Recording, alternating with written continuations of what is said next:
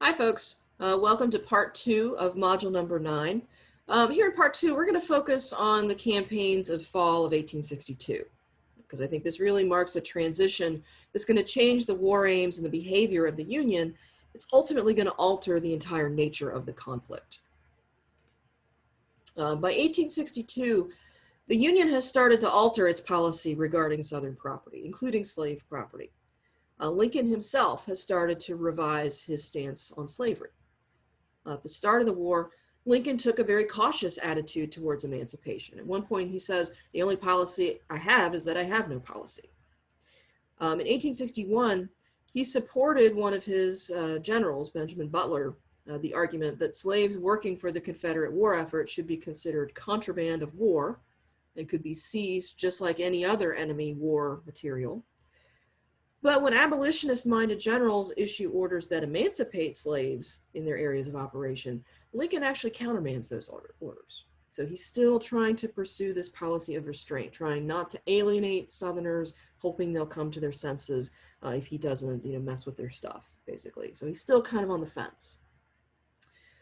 By the summer of 1862, though, now that we're a year in, the Northern political attitudes about slavery have started to shift.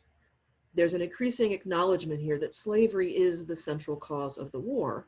And there's a sense starting to build that if the war is fought about slavery, but doesn't actually end slavery, then what is the point of all of this destruction? Lincoln decides to issue a preliminary Emancipation Proclamation in July of 1862. But given the Union's military setbacks in Virginia that summer, McClellan's failure in the Peninsula Campaign, Lincoln's hesitant to go public at this particular moment because he's afraid it's going to make him look desperate, that this is just a last-ditch effort to win the war. So he's decided to wait until the Union scores a significant military success so he can issue this proclamation from a position of strength. On the other side, the Confederates have had success in Virginia in the summer of 1862. And given this optimism, Lee decides to take his army and invade the North. His army is tired, they're low on supplies, but Lee's hoping that a significant victory on Northern soil could potentially tip the balance in the Confederacy's favor.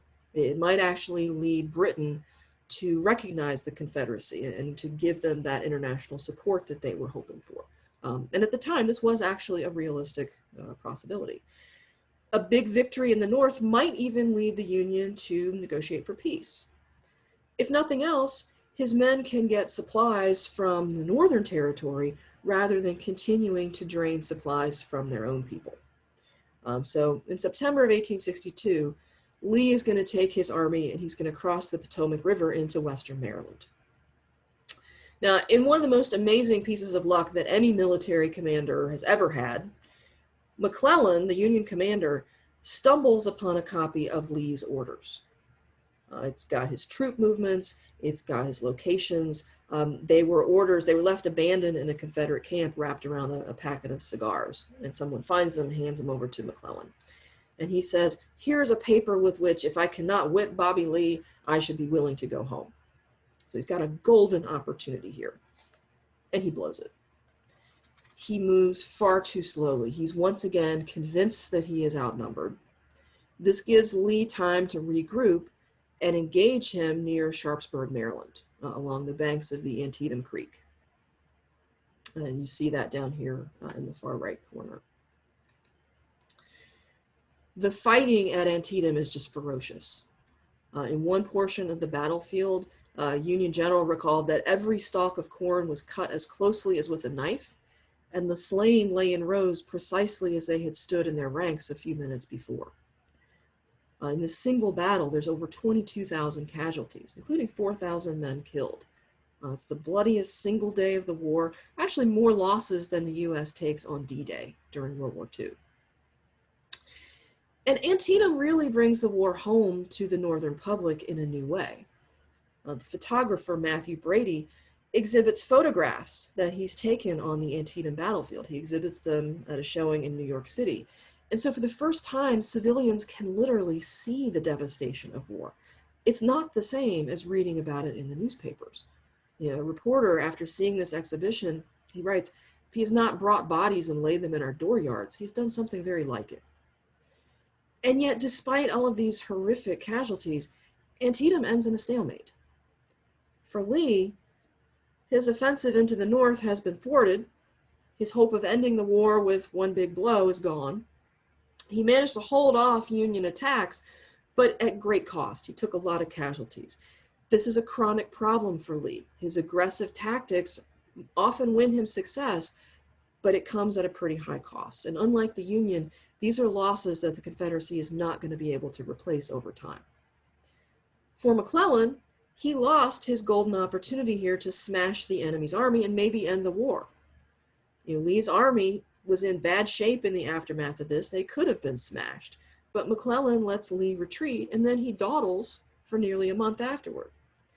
This is the last straw for Lincoln. He fires McClellan for the last time.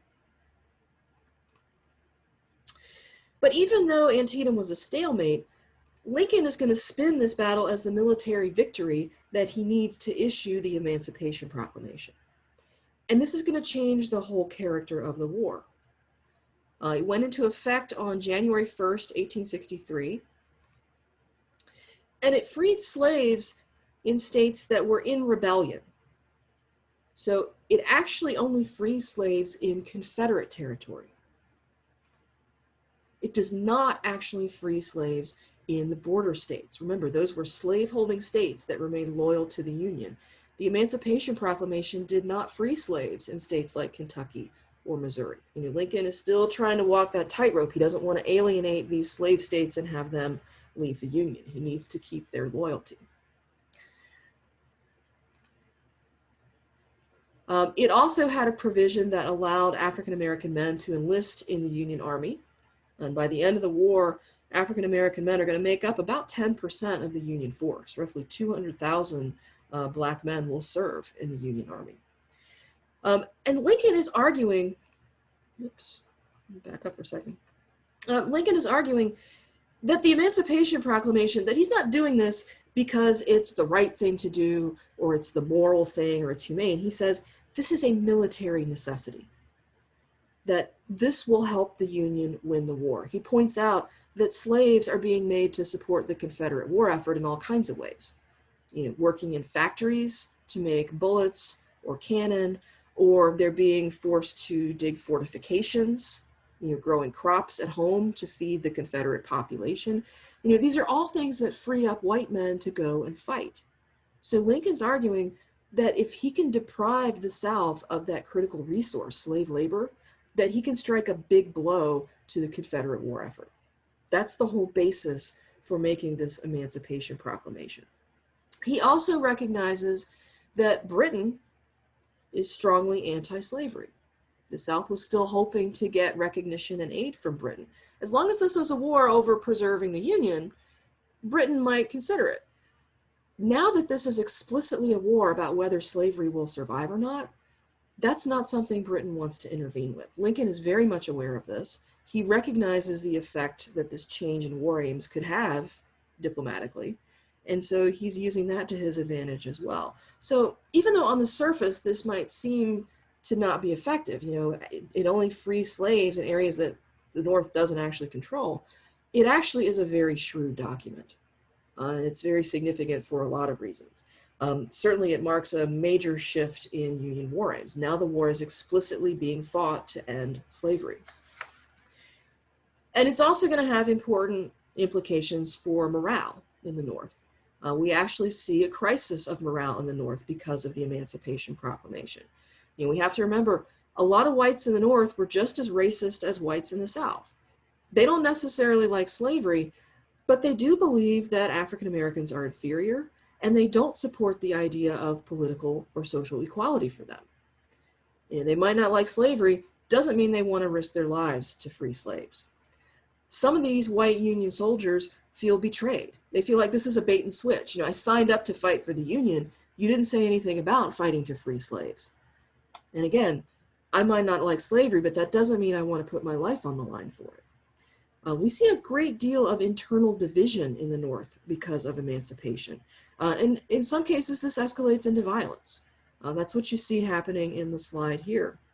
This is depicting the 1863 New York City draft riots. Something like 50,000 civilians, many of them Irish immigrants, rioted in the streets of New York City. They were protesting draft laws that seemed to unfairly target poor, working class, and immigrants, because the wealthy could hire substitutes. They could pay $300 to get out of military service, whereas the poor obviously don't have that kind of money. But the fact that rioters were specifically targeting African Americans and African American institutions. So in this instance, they're burning a Black orphanage to the ground. The fact that they're targeting Black institutions really indicates their anger at being drafted to fight in a war to free slaves and potentially for Black equality. Why should I risk my life? Why am I being made to risk my life through the draft to free slaves? This was a big deal. This was actually the largest civil insurrection in American history. They're not able to put this down until Lincoln sends in combat troops fresh off the battlefield at Gettysburg. These are guys who were fighting the enemy the week before, and now they're being deployed in the streets of their own cities for crowd control and riot control. So this was a big deal. Now, ultimately, the North is going to get past this crisis of morale because Union soldiers are going to start to recognize that Lincoln was right, that this is actually taking a big toll on the South's morale and on its ability to fight the war. As they move into Southern territory and white soldiers come face to face with the horrors of slavery, that starts to change many of their minds. They start to feel that this is a cause that is worth fighting for, not just as a war measure. And certainly seeing African-American men enlisting, volunteering, and choosing to put their lives on the line and their bravery under fire, that's also going to change some Union soldiers' minds. So the North is going to experience this crisis, but they are going to come out of it and accept emancipation as a legitimate and a necessary war aim.